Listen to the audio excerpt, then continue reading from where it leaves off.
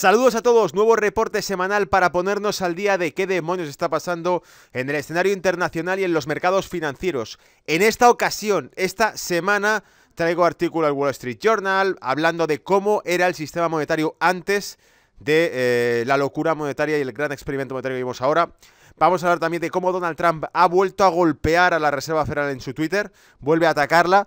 Vamos a hablar también de que, según Goldman Sachs, se va a iniciar una nueva QE en Europa a partir de septiembre, que podría ser de hasta más de 250.000 millones de euros de compra de deuda, de la cual se beneficiaría principalmente los bonos italianos, españoles, portugueses e irlandeses. Fijaos que llevo mucho tiempo hablando de que había una burbuja en los bonos y ahora parece que la reapuntalan, ¿vale? La deuda europea por lo que pueda pasar. No iba bien, no había tasa de interés negativa en Europa de lo bien que se compraba, pues por algo será, ¿no?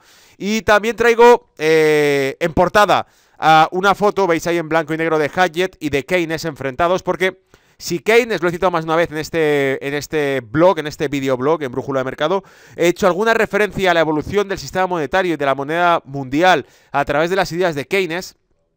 Hyatt era la antítesis de Keynes y fue el gran crítico de Keynes. Y en este caso traemos un artículo de 5 días donde nos habla de cómo Hyatt parece que su sueño se veía cumplido con las criptomonedas. Porque Hyatt habló de que si en algún momento el mundo estaba preparado para emitir un dinero privado, se solucionarían muchos de los problemas actuales, ¿vale?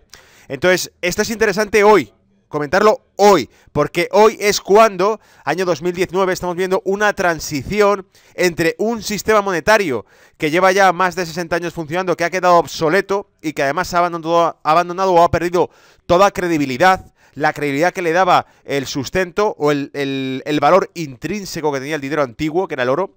Y de hecho, el artículo del Wall Street Journal que os traigo hoy nos plantea cómo realmente volver a aquel sistema monetario que tenía como fundamento un valor intrínseco, repito, sólido, respaldado por metales, solucionaría muchos de los problemas, pese a que a priori era un sistema mucho más sencillo y menos complejo que el sistema monetario actual, ¿vale?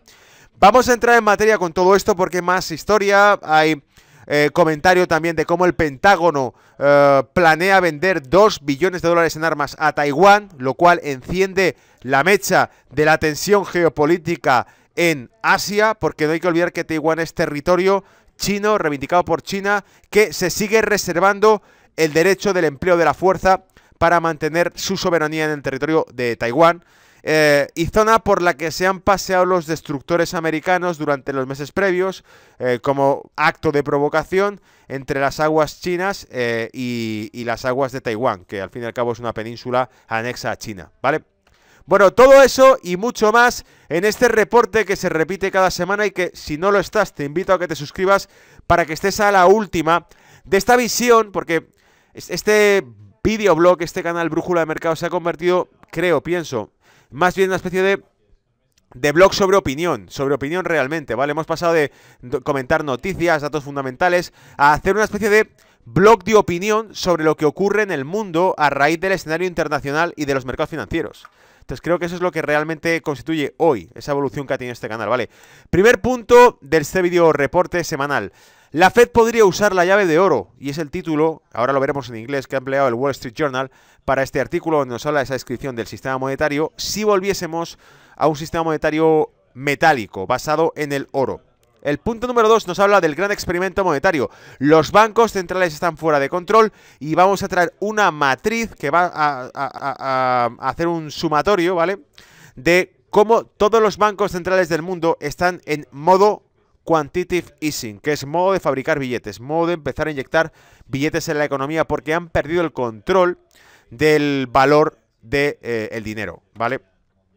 El BCE activará una nueva QE en septiembre, según Goldman Sachs. Muy interesante este artículo porque nos habla de que, según un miembro de Goldman Sachs, se sospecha que en septiembre de este mismo año el Banco Central Europeo anuncie ya de nuevo un programa de compras masivas de bonos dentro de Europa por segunda vez desde los últimos, 4 años, ¿vale?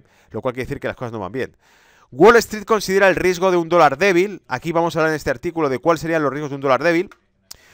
Trump golpea una vez más a la Reserva Federal con sus Twitter. Vamos a publicar también aquí parte de contenido donde vamos a ver qué es lo que ha dicho exactamente Donald Trump y por qué golpea a la Reserva Federal, e incluso las especulaciones que comentábamos con Raúl Castillo en Mercado de Divisas la semana pasada sobre si el Tesoro americano podría relevar o podría intervenir frente a la Reserva Federal. ¿Qué poder tiene el Tesoro americano? ¿Vale? El recaudador de impuestos de todo Estados Unidos. Es la... ¿Cómo decirlo? Es el cofre o la caja de la Seguridad Social americana. ¿Vale? Es el que recauda el dinero americano, el dinero de Estados Unidos como tal, como nación, lo recauda el Tesoro americano. ¿Puede el Tesoro americano influir en el valor del dólar? Mi respuesta es no, porque técnicamente el Tesoro americano no tiene la máquina de hacer billetes como la tiene la Reserva Federal, no tiene el control absoluto de la tasa de interés como la tiene la Reserva Federal, e incluso los bonos de deuda emitidos por el Tesoro americano deben ser vendidos por la Reserva Federal, que es la encargada de colocarlos en el mercado y de recaudar ese dinero que luego le da al Tesoro americano. Así que ni siquiera eso pueden controlarlo, pero veremos puntos muy importantes. Boris Johnson, el primer candidato del Partido Conservador para suceder a Theresa May como primer ministro del Reino Unido, la segunda mayor economía de Europa. Boris Johnson, se sospecha, según una fuente cercana a Boris Johnson, que lo que tiene como prioridad absoluta en hacer, ahora que tome el gobierno, como ya está casi descontado, que va a ser el que tome el gobierno, el que lidere el gobierno británico, es que antes de que llegue el 31 de octubre, de esa fecha límite para el Brexit, Boris Johnson tenga cerrado un acuerdo comercial histórico con Estados Unidos. De modo que el impacto comercial que genere la ruptura con Europa quede solapado o eclipsado por un acuerdo comercial nuevo con Estados Unidos. ¿Vale? Ni siquiera el oro nos salvará. Un artículo que os traigo de un research muy interesante donde se habla de cómo el mundo ha cambiado, y dice, ni siquiera el oro nos salvará porque plantea un sistema tal como está hoy, muy crudo, ¿vale? El artículo lo estaba leyendo y me parecía tan crudo la manera de explicar cómo estaba el mundo hoy en día, que desde luego me parecía, digo, esto tiene que ir a brújula de mercado ya, porque no se lo pueden perder aquellos que siguen este canal estas palabras, ¿vale? Porque eran muy hardcore. Y punto número 8, la libra y el sueño, he puesto el sueño de Hayek.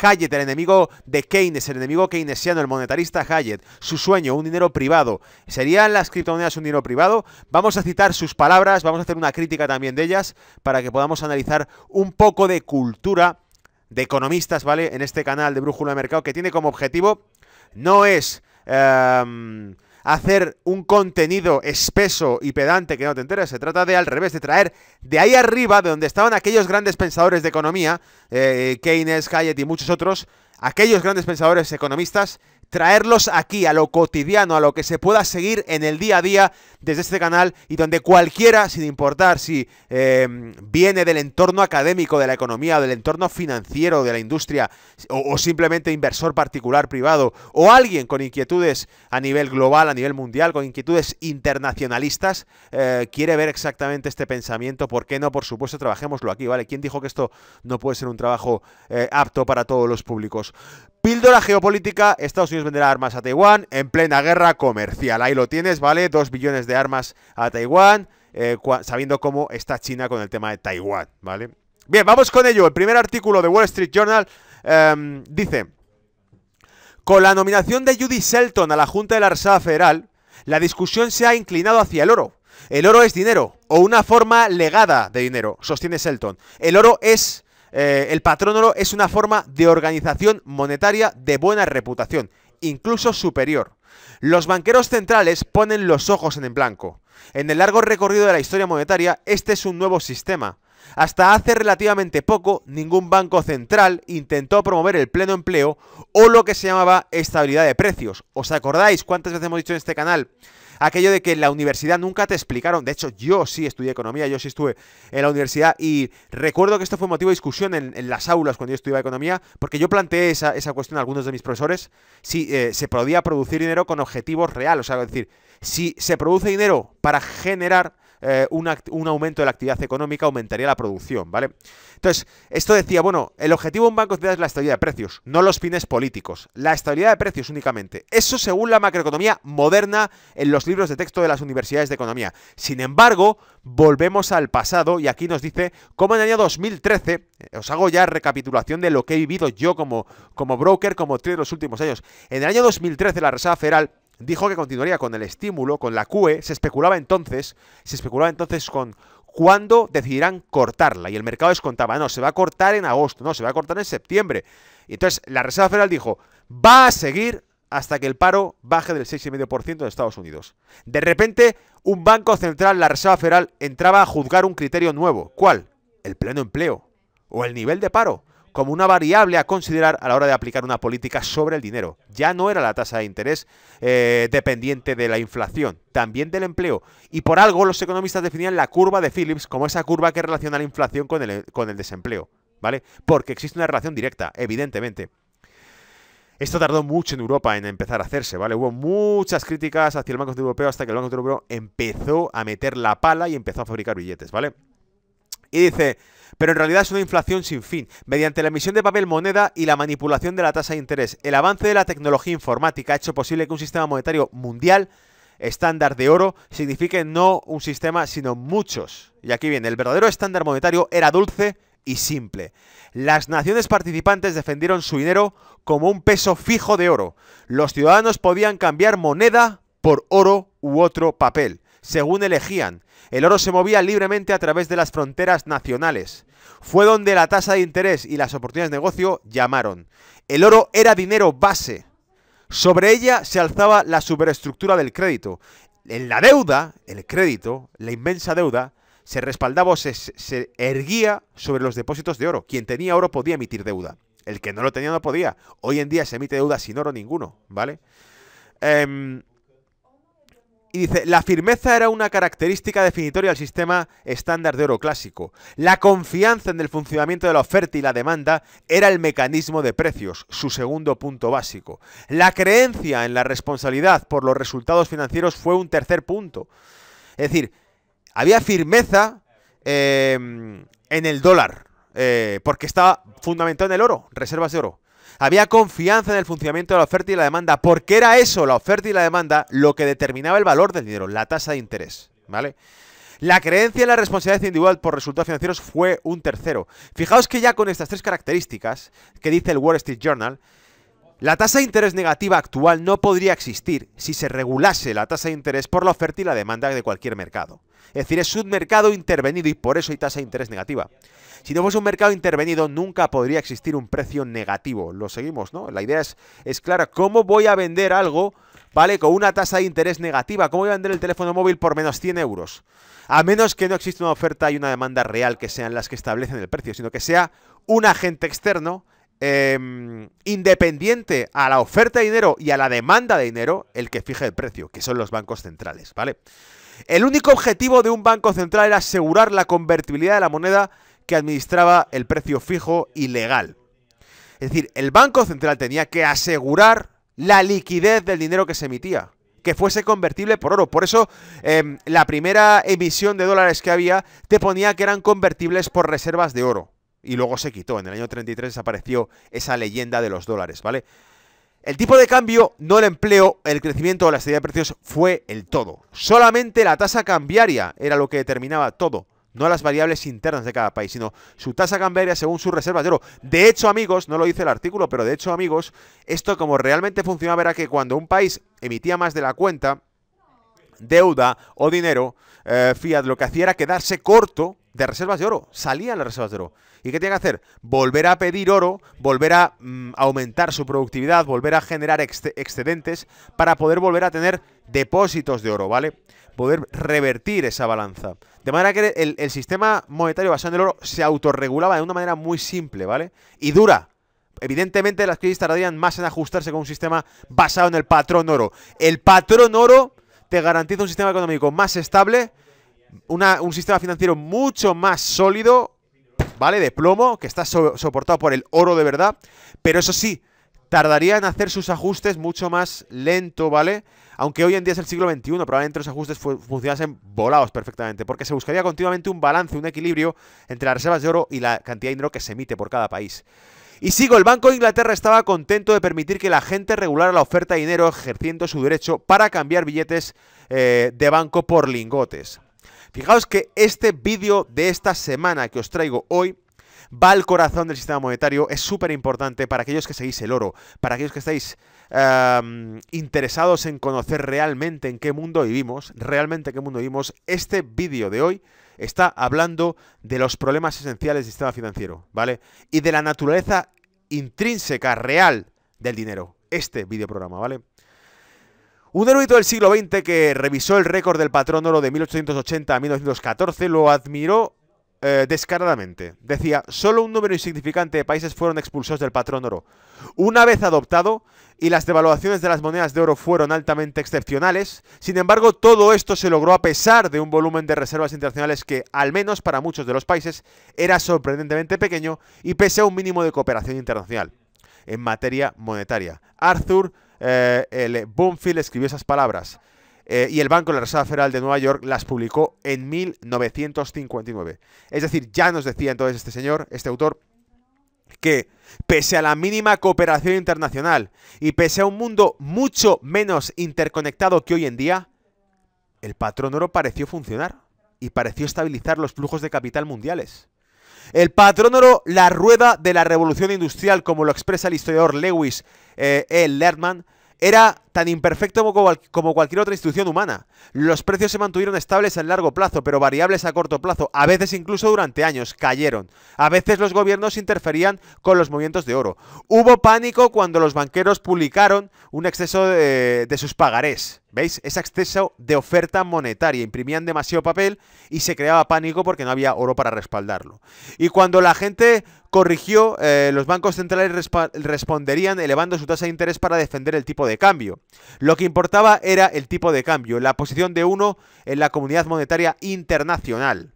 La banca central del estándar oro se preocupaba por el presente. Los banqueros centrales millennials se atreven a mirar hacia el futuro. Los modernos banqueros centrales pronostican o intentan pronosticar el crecimiento económico, la inflación, el empleo.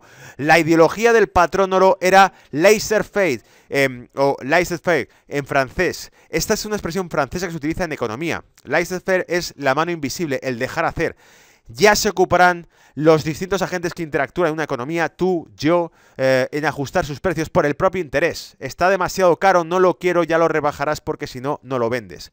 Esa era la regla básica que regulaba el dinero. No hay que olvidar, Adam Smith, el padre del capitalismo, probablemente se haría el harakiri y se suicidaría, se pegaría un tiro si viese el capitalismo actual, porque el capitalismo actual comercializa el dinero, mientras que Adam Smith en realidad veía el dinero como un medio para realizar transacciones libres entre naciones, no como un bien en sí, ¿vale? La función del dinero era facilitar las transacciones comerciales. Los bancos centrales del estándar de oro compraron pocos, si acaso, valores del gobierno. Los bancos centrales de hoy llenan sus balances con ellos. Los bancos centrales del patrón oro no compraban activos gubernamentales y los bancos centrales están llenándose el balance del BCE con bonos de deuda de Europa, en concreto de España, de Italia, de Portugal, con tasa de interés negativa idéntica a la de Alemania cuando sus economías no se parecen en nada. Piensa en ello, ¿vale? En la era del patrón oro, los accionistas de un banco comercial eran responsables de la solvencia de la institución, ya que en la que tenían una participación fraccionaria. El colapso del estándar oro trajo la edad del rescate del gobierno y de los too big to fail. El colapso del estándar oro, de ese cambio fijo en los 70, que había 35 dólares por cada 11 oro depositada, ese era el cambio. El dólar era oro, era convertible por oro, literalmente por parte de la Reserva Federal. Cuando Nixon suspende esto, nace entonces el rescate bancario, el de si hace falta dinero, lo fabrico, lo imprimo, lo rescato. Pero lo rescato por parte de un banco central, no por parte de un gobierno. Es decir, es un banco central el que fabrica el dinero, no lo hace un gobierno para financiar el empleo o el tal, lo hace un banco central para dárselo a los banqueros. No os olvidéis de este matiz, por favor, porque es muy importante. No se fabrica dinero por manos públicas. Nadie ha dicho que el BCE sea una mano pública. Se fabrica dinero para darlo a un mercado interbancario a tasa de interés cero, ¿vale? Y que ese mercado interbancario te lo coloque a ti en deuda, ¿vale? Con una tasa de interés diferente. Esa es la clave del sistema de hoy. Y los too big to fail son aquellos bancos que son demasiado grandes para caer. Porque, dado el sistema financiero actual, resulta que Deutsche Bank quiebre no es un problema para Deutsche Bank. Es un problema para el mundo entero y para toda Europa. Pensad en eso, ¿vale? En el régimen monetario de hoy, trillones de dólares en valores de deuda en todo el mundo tienen un rendimiento inferior a cero. No ha habido nunca nada igual, dice el artículo del Wall Street Journal. ¿Veis cómo este artículo empieza a asemejarse en paralelo muchísimo con lo que Brújula de Mercado ha estado comentando durante meses? Y aquí viene el mundo, hay una fiebre monetaria. Tenemos Financial Times, Fed Chair Simmons Case for Cut Interest Rate. La Reserva Federal se prepara para bajar en tipos de interés. El Banco Central Europeo se prepara también para los estímulos monetarios. ¿Quién más? Europa, la Reserva Federal. Bank of England también. No deal Brexit could bring zero interest rates. Si no hay un trato con el Brexit, podríamos llevar a tasa de interés cero la libra. ¿Vale? No sé, quizá en Japón hagan algo diferente. Pues no, Bank of Japan joins Fed and seek easing if needed. El Banco de Japón se alinea con la Fed y dice que un estímulo es necesario. ¿Vale?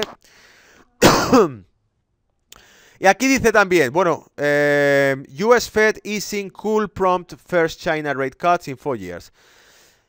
El easing de la Reserva Federal podría promover a que China, el Banco Popular de China, corte tipos de interés en 4 años.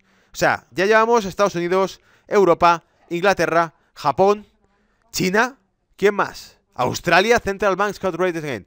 Australia recorta tipos de interés de nuevo. Nueva Zelanda, Central Banks to hold standing this week but resume easing in the third quarter. Resumirán un easing, ¿vale? En el tercer trimestre. Could Brazil monetary easing begins this month? ¿Podría empezar en Brasil un easing, una política monetaria de easing, de estímulo este mes? Russia returns to easing. Rusia vuelve a retornar al easing, al estímulo monetario. Y por último, Royal Bank of India, el Banco Real de la India, también recurre al recorte de tipos de interés. Es decir, la India, Rusia, Brasil, Nueva Zelanda, Australia, China, Japón, Inglaterra, Europa y Estados Unidos, todos anuncian bajadas de tipos o aumento del leasing de fabricación de billetes para que bajen los tipos, ¿vale? El mundo ha perdido el control, los bancos centrales han perdido el control, ¿vale? Fíjate, este artículo ya también nos mete en tinta, ¿vale? Nos mete en el tema de lleno. El BCE comprará 25.000 millones al mes de deuda soberana desde septiembre a junio, según Goldman Sachs. George Cole, experto de la firma de inversión, considera que actualmente el mercado descuenta un nuevo programa de expansión cuantitativa QE de hasta 150.000 millones después de que el interés de los bonos de las principales economías de la eurozona registre mínimos históricos de forma generalizada a principios de julio. Y se recuperarán después. La demanda de papel español a 10 años llevó la rentabilidad hasta el 0,21 y ahora se encuentra en el menos 0,48. A ver si queda claro. Los bonos Europa cotizan negativo, no porque no haya easing o estímulo, es porque lo hay, es decir, porque se ha comprado masivamente deuda por parte de una fábrica de billetes. Si lo hubiesen hecho inversores particulares, estaríamos ahora con el petardo de la prima de riesgo subiendo y bajando. Pero como lo hacen fabricantes de billetes, es por lo que la tasa va a negativo, porque hay una oferta X de bonos. La deuda española, la deuda italiana es una oferta X, limitada, pero hay una demanda ilimitada cuando lo que lo compra es una aspiradora que fabrica billetes, ¿vale? Sin embargo, el analista de Goldman Sachs cree que la cantidad total será mayor de 225.000 millones, divididos en 9 meses desde septiembre. Las condiciones de este nuevo programa de compra serían las mismas que las que rigieron el anterior, que se extinguió a finales de 2018, y advierte que los países más beneficiados serían España, Irlanda y Portugal, porque hasta ahora han tenido un rendimiento inferior respecto a Alemania, Francia o Bélgica, mientras que sobre Italia se mantendrá el lastre político. Claro, te olvidas de Italia. No hay que olvidar que Italia es la tercera pata de la economía europea y que también es, por supuesto, o sea, está Alemania, Francia e Italia en lo que se refiere a la economía continental, porque Reino Unido está ahí como segunda fuerza económica que se va. Entonces te queda esa. Pero antes de la crisis, 2007, 2006, 2005, no me acuerdo, el PIB de España y el de Italia estaban igual. De hecho, España consiguió superar un año la producción, la riqueza de la economía italiana, ¿vale? Bien, y aquí viene Wall Street Banks will cut risk of US move to weaken dollar. Wall Street juega la carta salvaje del riesgo de un movimiento de un dólar débil, ¿vale? Y aquí vemos a Powell bombardeado por los tweets de Trump, ¿vale? Donde se ve, pues, Rusia y China juegan no sé qué, la devaluación, el juego de la devaluación de la moneda, los intereses, no es aceptable. Es increíble que a very strong dollar, are virtually no inflation. ¿Cómo podemos tener un dólar tan caro cuando no hay realmente inflación? Y el resto del mundo está bajando el valor de su moneda. Paris is burning and China way down. The Fed is even considering another interest rate hike. take the victory, ¿vale? O sea, en plan, París, China, todo el mundo, y en caso la Reserva Federal está pensando subir tipos. Bueno, pues son los tweets, los ataques que ha lanzado Donald Trump contra la Reserva Federal, que es la máquina de los billetes, ¿vale? Y este señor, este pobre señor que está aquí, que no tiene mucho carisma, pues le está cayendo todas encima porque es evidentemente el que se lleva el varapalo. No os olvidéis de cuando hicimos el vídeo aquel sobre la historia de la Reserva Federal, donde Greenspan, uno de los más famosos presidentes de la Reserva Federal, dijo en una entrevista a la CNBC que ellos no dan explicaciones a nadie, ni al gobierno americano, ni al presidente de Estados Unidos, ni a nadie, ¿vale? Hacían lo que les daba la gana. Pues aquí ha venido Donald Trump, un presidente muy peculiar que se lía a bofetadas con la mayor institución del mundo, la más poderosa, la máquina del dinero, ¿vale? Wall Street waits with... Vale, aquí está. Trump ha intensificado las críticas tanto a la Reserva Federal como a las prácticas cambiarias de otros países. El líder de los Estados Unidos tuiteó la semana pasada que Europa y China están jugando un juego de manipulación de moneda grande y pidió a los Estados Unidos que lo igualen o que sigan como monigotes. Es decir, haced algo o continuar como dummies, ¿vale? ¿Podría la frustración con la Reserva Federal incitar al presidente a tomar el asunto en sus propias manos y debilitar el dólar? ¿Cómo puede ser esto? ¿Vale? Dice, Chris Turner y Francesco Pesol de ING escribieron en una nota el lunes. El mes pasado los Estados Unidos reafirmaron el compromiso del grupo de los 20 de abstenerse de la devaluación competitiva. El atractivo de un dólar más débil para apoyar a la economía de Estados Unidos en 2020 puede ser demasiado grande. Es decir, se abstuvieron en el G20 de que Estados Unidos no devaluara su moneda para incrementar su ventaja competitiva con el resto del mundo.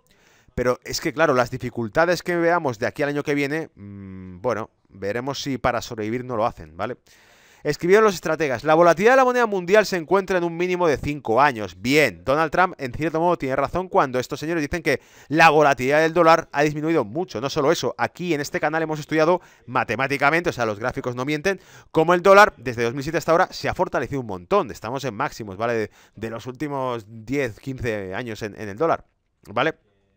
Entonces dice, pero según los análisis realizados por la Fed, el dólar no está muy por debajo de los niveles más fuertes de 2002, ¿vale? Y dice, Bloomberg apenas ha modificado este año los análisis, o el índice de Bloomberg del dólar no se ha cambiado este año, lo que subraya las dificultades a las que las exportaciones estadounidenses se enfrentan en el extranjero. Si es cierto, como dice Bloomberg, como dice estos analistas de ING, y como dice la propia Reserva Federal, estamos en niveles fuertes desde el año 2002 en dólar, por lo tanto, sí pesa sobre las exportaciones americanas en medio de una guerra comercial que Donald Trump pretende ganar utilizando la palanca y la fuerza, no el dinero, ¿vale? Hasta ahora la Casa Blanca ha ejercido una presión indirecta sobre el dólar a través de la necesidad de flexibilización de la Fed. Escribieron Turner y pasó el ING. Si el dólar no comienza a caer más adelante en el año, sospechamos que la presión aumentará para que el Tesoro de Estados Unidos tome una acción más directa sobre el dólar. Pero lo que decíamos, el Tesoro americano no puede tomar una acción directa sobre el dólar porque tiene una capacidad de acción muy limitada. Tiene reservas de dinero, las reservas de Estados Unidos, pero no puede fabricar dinero. Los repetidos comentarios de Trump sobre la desalineación de la Fed y el dólar con el con el yuan y con el euro significa que no podemos confiar en el viejo paradigma de que el Tesoro no intervendrá y socavará la política del dólar fuerte en algún momento. Pero ¿qué capacidad tiene realmente para atacar a la Reserva Federal el Tesoro, ¿vale? Dijo Payne Ray de CIP. El jefe norteamericano de estrategia de cambio de divisa, la intervención unilateral de los Estados Unidos en el mercado de divisas probablemente generaría solo una venta masiva temporal. Vale, ahí estoy de acuerdo. Pueden vender dólares de las reservas que tengan de manera de golpe, ¿vale? Para provocar un movimiento, pero nunca van a poder igualar a los que tienen la máquina de hacer dólares, ¿vale? Dado que el flujo diario prometido del dólar empequeñece las reservas disponibles del Fondo de Estabilización de Cambios del Departamento del Tesoro, ahí lo tienes. El flujo diario de dólares nada comparado con las reservas que tengan ellos, porque han exportado al mundo dólares durante décadas. Han exportado al mundo dólares. Las reservas de dólares que hay, probablemente las que tiene el Tesoro americano son pequeñas comparadas con todo el dinero que circula en los mercados mundiales en dólares, ¿vale? Entonces dice, estación de cambios del Departamento del Tesoro presionando a la Reserva Federal para que liquide su balance para proporcionar más dólares a fines de la intervención. Esto podría crear un efecto en la bajada de la valoración del dólar, dado que el tamaño increíble de saldo de la Reserva Federal, mientras que la intervención multilateral en el estilo del Acuerdo de la Plaza de 1985 es el método más probable para lograr una debilidad duradera del dólar. Que se pongan de acuerdo, porque una guerra entre el Tesoro americano y la Reserva Federal probablemente no conduzca, será algo meramente temporal si es que consigue algún efecto, ¿vale? Y dice, si bien la Reserva Federal ahora tiene más margen que muchos otros bancos centrales para reducir la tasa de interés en la desaceleración, el predominio de Estados Unidos en el sistema de pagos global apunta a una demanda subyacente en el curso para los dólares que podría atenuar el ritmo de cualquier declive. Hablando en cristiano, si se persiguiese abaratar el dólar, el predominio de la economía americana sobre el resto de economías globales sigue siendo la economía número uno, y el riesgo de una recesión hará que se demande dólar igualmente, porque el resto de economías del mundo están colapsando. Será lo de siempre. ¿Dónde voy a guardar mis ahorros? ¿En euros, en yenes, en yuanes o en dólar? El dólar, crecimiento económico, poco paro, primera economía del mundo, mayor ejército del mundo para defenderla. Por lo tanto, refugio seguro, ¿vale? Entonces, ahí te encuentras con ese efecto boomerang. Quiero rebajar el dólar, pero la alta demanda de refugio en Estados Unidos, de bono americano, de dólar americano, de activo americano, me va a hacer que realmente el dólar siga subiendo porque se demandan activos en dólares, ¿vale? Y aquí te viene un comentario de Donald Trump. We are doing great economically as a country. Number one, despite the Fed's anti-quit policy on rates are tightening. Much room to grow. Lo estamos haciendo genial económicamente hablando como país. El número uno, a pesar de que la anticuada política de la Reserva Federal sobre los tipos de interés lo esté arruinando. Dice, tenemos mucho espacio, much room to grow, tenemos mucho espacio para crecer, nos queda mucho margen para crecer, ¿vale?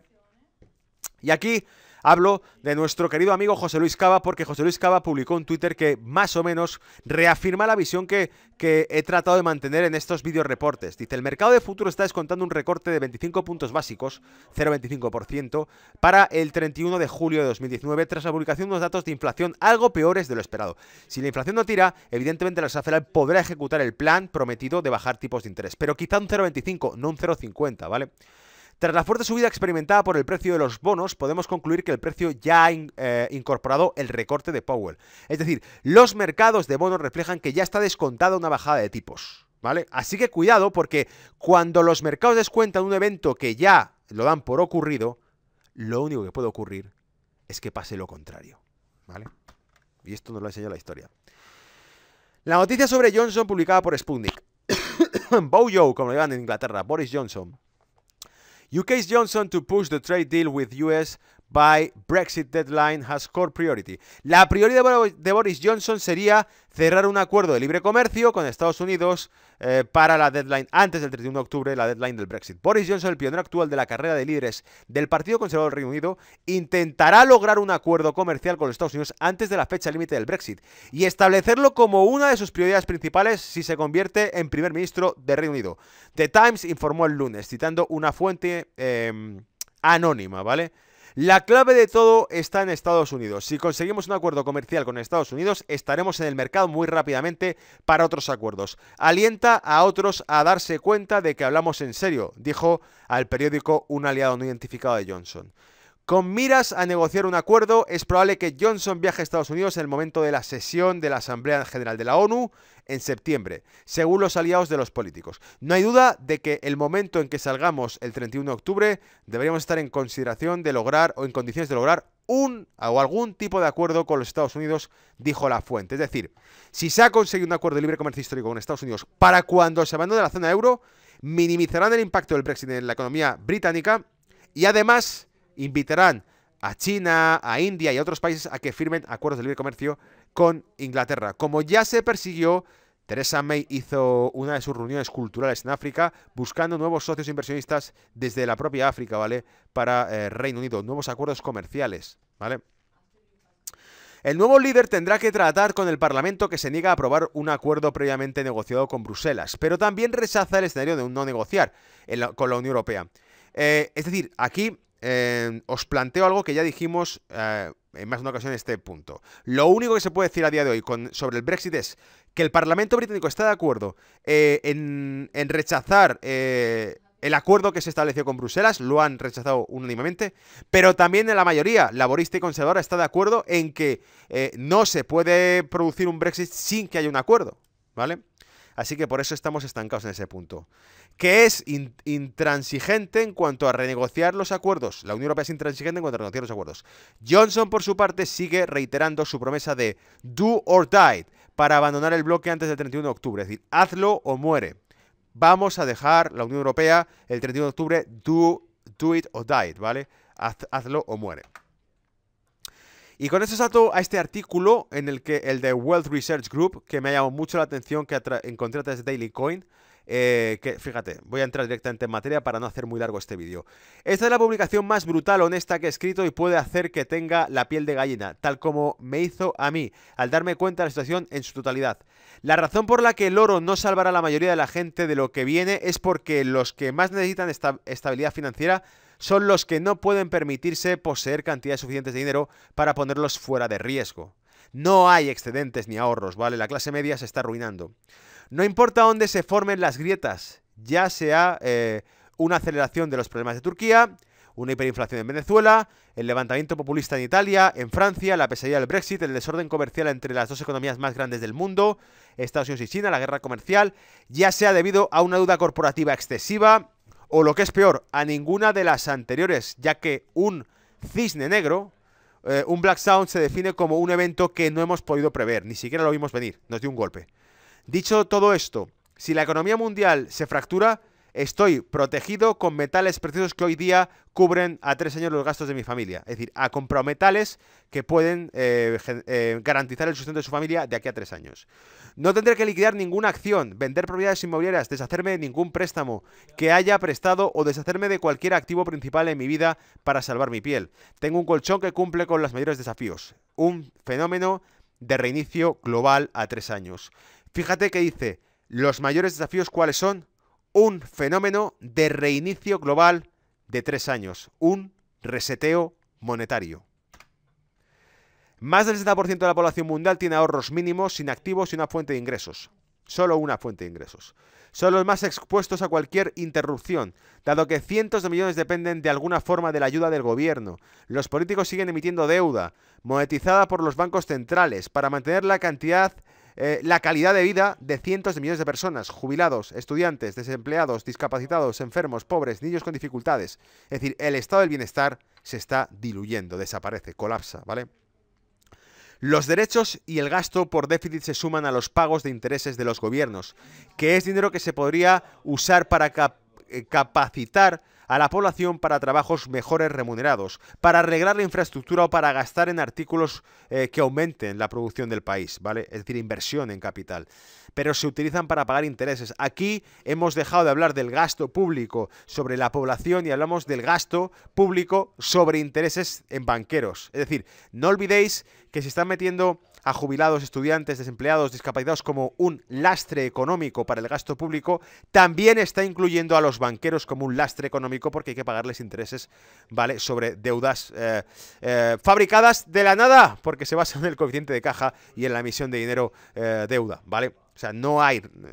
yo presto, soy un banco, una firma financiera como tal, me autofinancio, presto crédito a alguien, aunque no posea ese dinero, ya cobraré el interés sobre ello. Por eso nunca vas a ver el dinero de una hipoteca sobre la mesa físicamente, ¿vale? Te lo van a prestar, pero nunca te lo van a poner sobre la mesa porque no lo tienen, ¿ok?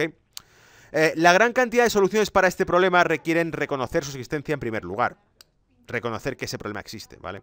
Por ahora la mayoría de las personas viven dentro de contenedores oscuros con solo una pequeña mirilla de oxígeno y luz entrando.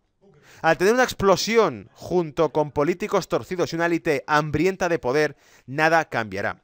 Pero si uno por uno los que viven en la oscuridad buscan una salida, este sistema tendrá que acomodar la iluminación de las masas. Fíjate qué bonita es esta última frase que nos pone. Pero si uno por uno los que viven en la oscuridad buscan una salida, este sistema tendrá que acomodarse a la iluminación de las masas. ¿Vale?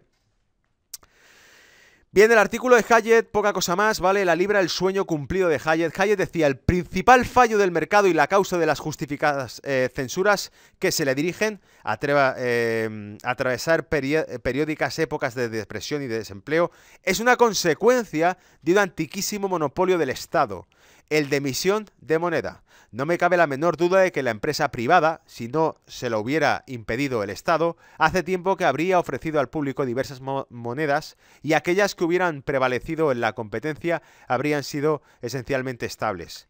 Es decir, si se hubiese ocupado el sector privado de emitir moneda, se habría encontrado una moneda eficiente, ¿vale? Pero no fue así.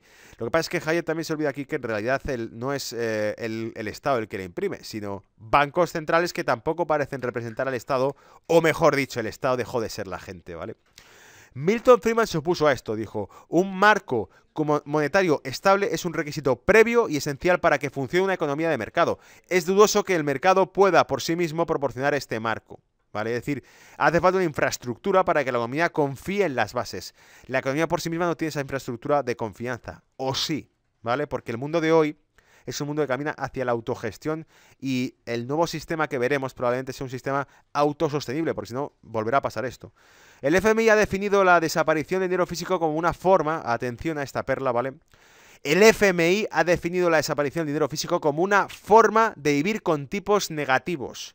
Si el Banco Central tiene como referencia tipos de interés negativos, en una sociedad en la que el efectivo hubiese desaparecido, sería muy difícil o muy fácil trasladárselos a los ciudadanos mediante el cobro de intereses por sus depósitos. ¿De qué te está hablando? De que nacen los impuestos al ahorro. De eso te está hablando. El FMI dice, por favor, que desaparezca el dinero efectivo porque así nadie podrá escapar del control bancario, ¿vale? Si los bancos tienen tasa de interés negativa y te cobran por dejar dinero o por prestar dinero y no existe dinero efectivo, ni siquiera por guardarlo en el colchón, te toca por ley, estás obligado, ¿vale? Estás sometido a tener tu dinero dentro de un banco que te cobrará por dejarlo ahí y no hay elección, ¿vale? Y aquí el comentario que añado yo al final, el dinero es la materia prima de la producción de todas las cosas. El dinero es la principal materia prima de la producción. El petróleo y el dinero. Si no hay dinero, si desaparece el dinero, no podríais volver a casa. Si desaparece el petróleo, tampoco, ¿vale? Entonces, el dinero es la materia base de todo lo que se produce. Se está privatizando el más público de los bienes, como dijo Manuel Funes Robert, el dinero. Se está haciendo que la empresa privada quede sometida al control de los bancos que son amnistiados, rescatados, pagados por todos, por el sistema monetario. El sistema monetario concede a los bancos el monopolio del uso del dinero, pero claro, si quiebran en ese negocio, debe ser rescatado por el resto. Es decir, los bancos centrales rescatan a sí mismos a los bancos privados con dinero o con deuda que tendrá que ser pagada por los de abajo, por las empresas, por las personas, los autónomos, los empresarios, los trabajadores, las familias, por todos, por la clase media, ¿vale? Que dice que son amnistiados por el sistema monetario a base de incrementar la deuda sobre el resto de sujetos económicos, familias, empresas, las manos privadas. Nosotros no somos el Estado, ¿vale? Esa es la conclusión. Nosotros no somos el Estado. Cuando rescatan a bancos, nos obligan a que lo paguemos nosotros a través de impuestos, más horas de trabajo, ¿vale? Jubilaciones prolongadas. Eso es el mundo de hoy. Es el sistema actual, ¿vale? Y aquí está, bueno, la noticia que básicamente os invito a que la busquéis, es de Reuters, está aquí, donde nos habla que, bueno, que China ha manifestado su pesar y su descontento porque se esté vendiendo, se dice pronto, se sugiera la venta de 2 billones de dólares de armas, 108 tanques Abrams Smith, 250 misiles Stinger, que no alterarían el equilibrio militar balístico y básico de la región, ¿vale? Entonces China pide a Estados Unidos que retire la venta de armas a Taiwán. Los Estados Unidos no tienen vínculos formales con el gobierno autónomo y democrático de Taiwán, pero están obligados por ley a proporcionar a los medios para defenderse. Eso es lo que han dicho, ¿vale? Entonces aquí te viene que ha dicho China. China ha dicho: Taiwán es una parte inseparable del territorio chino y nadie debe subestimar la firme determinación del gobierno chino y del pueblo chino de defender la soberanía e integridad territorial del país y oponerse a la intervención e injerencia extranjera. Taiwán acelerará la inversión en defensa, esto es lo que ha dicho Taiwán, acelerará la inversión en defensa y continuará profundizando los lazos de seguridad con Estados Unidos y países con ideas similares, dijo Chang Tung-han, portavoz del presidente de Taiwán, en un comunicado. China advierte: Taiwán es nuestro territorio, por eso, qué mejor foto para este artículo que una foto del mapa de China con Taiwán al lado. Taiwán es la isla anexa al territorio chino y va a Estados Unidos allí a poner armas, ¿no? Entonces dicen, bueno, cuidado, porque es lo peor que puedes hacer para enfadar a China si es que quieres llegar a un acuerdo con ellos, ¿vale? Es tocar la fibra más sensible del nacionalismo chino. Eso es todo para esta semana. Espero que te haya sido de utilidad, ¿vale? Espero que te haya invitado a la reflexión y que te sea nutritivo, ¿vale? Este tipo de comentario. Compártelo en redes sociales si te ha gustado y nos vemos en el siguiente, ¿vale? Chao.